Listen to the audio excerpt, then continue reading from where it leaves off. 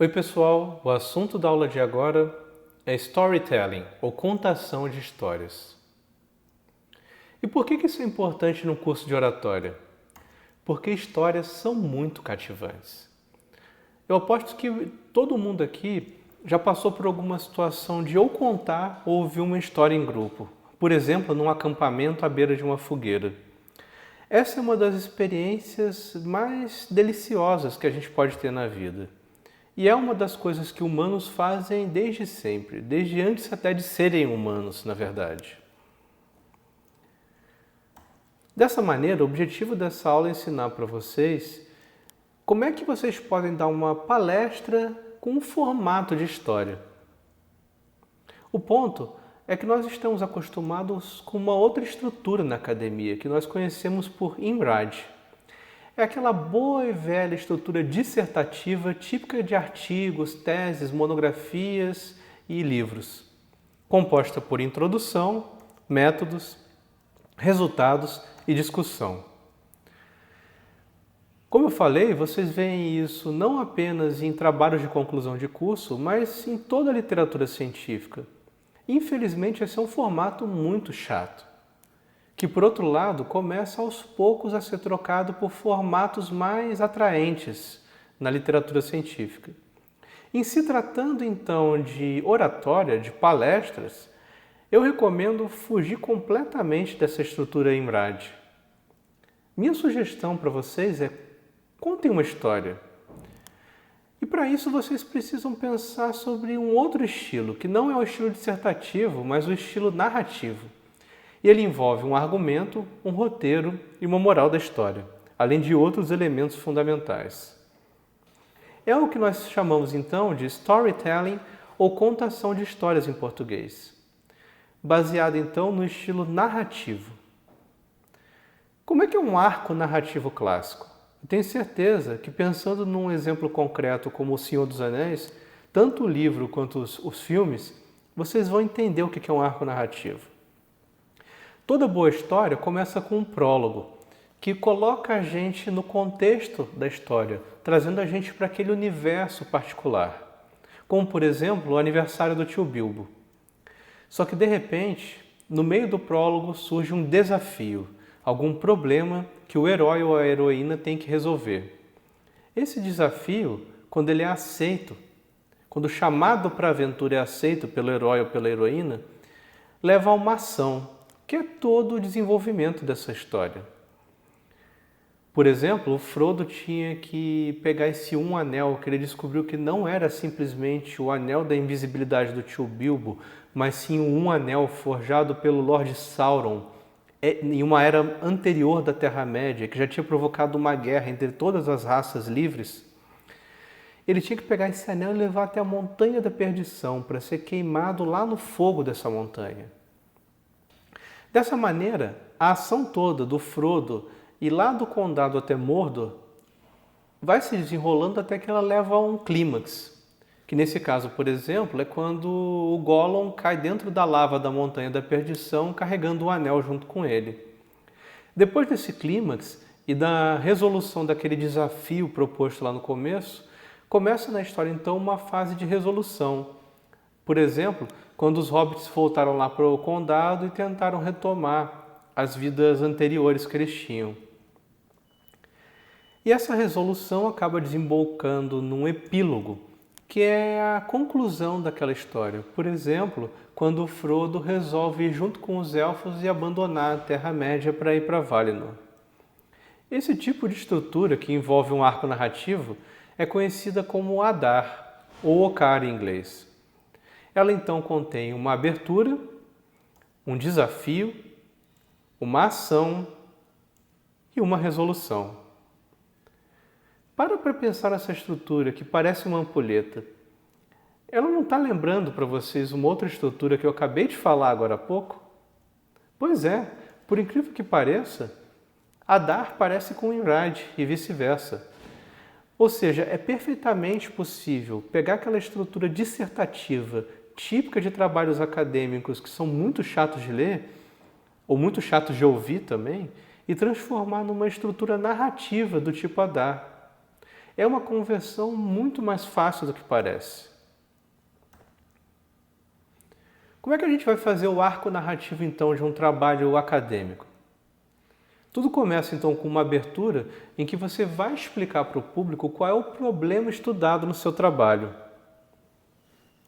Logo no final dessa abertura, você tem que propor um desafio, que geralmente tem a ver com a pergunta que você quer responder ou a hipótese que você quer testar. Esse desafio leva a uma ação em que você tem que explicar quais métodos você usou para resolver aquele desafio e também quais resultados você obteve. No final da ação, você tem uma resolução, em que você precisa explicar qual foi a descoberta feita no trabalho, isso aí é o clímax da história, e qual é a implicação maior dessa descoberta, que equivale à resolução da história. Você pode até incluir um epílogo no final, se você quiser. E para você poder ter um arco narrativo interessante, cativante, que vai prender o público da sua palestra, é preciso que você defina personagens do seu estudo. E no caso de um estudo científico, dá para usar vários tipos de personagem. A espécie que você usou como modelo pode ser um personagem. Ou o ambiente que você estudou, o fenômeno que você estava interessado em desvendar, as variáveis que você avaliou, por exemplo, para tentar entender a relação entre elas, ou o padrão encontrado, que é um padrão inédito, que ninguém nunca tinha visto antes naquela área de estudo específica, ou um processo do seu interesse que ajudava a entender um fenômeno de interesse. Dependendo do caso, o método que você usou pode ser um personagem também, ainda mais se é um método novo que você mesmo inventou, e por aí vai. Ou seja, esses personagens ajudam a criar imagens diretas, que facilitam muito a sua comunicação com o público. E dentre esses personagens, é fundamental definir quem vai ser o protagonista do seu estudo, ou da história que você está contando na palestra.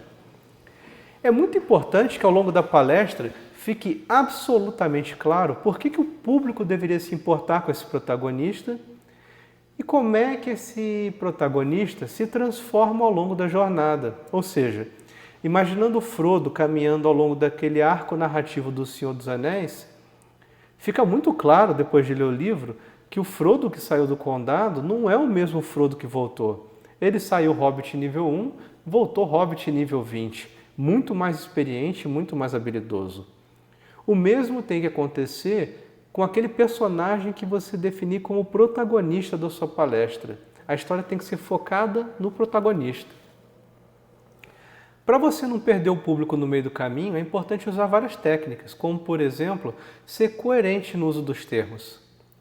Os termos que você lá na introdução usar para definir os personagens da sua história têm que ser usados exatamente na mesma forma até a resolução da sua história. Esqueçam aquela história de que eu tenho que ficar mudando o vocabulário toda hora para o meu texto não ficar chato. Não, isso não faz o menor sentido. O seu texto vai ficar chato de ler e confuso se você ficar trocando os nomes dos personagens o tempo todo. Imagina, por exemplo, se lá no prólogo o Tolkien tivesse chamado Frodo de Frodo e de repente no meio do livro o Frodo vira Tião, por exemplo. Você não ia mais conseguir entender do que ele estava falando. Lembre-se então que esses termos que você usar para definir os personagens tem que ser coerentes, eles são imagens diretas que facilitam a comunicação. Além disso, é muito importante você guiar o seu leitor através de paralelismos. Essa é uma técnica usada tanto em redação quanto oratória que facilita muito a compreensão de um texto. Se vocês quiserem entender o que é um paralelismo, pensem, por exemplo, no discurso que o Abraham Lincoln deu em Gettysburg, logo no final da Guerra Civil Americana. É um discurso minúsculo, de um pouco mais de 100 palavras, em que ele conseguiu mudar o ânimo da nação e convencer todo mundo de que o importante era esquecer a animosidade da Guerra Civil e começar a reconstruir juntos um país. Aqui as partes que estão coloridas se referem a personagens que se repetem ao longo desse discurso minúsculo. E com essa repetição, que nós chamamos de paralelismo, fica muito mais fácil entender o que o Lincoln queria falar. Usem o mesmo tipo de repetição nos textos e nas palestras de vocês. Outra técnica que vocês podem usar são os plot devices, ou dispositivos de enredo.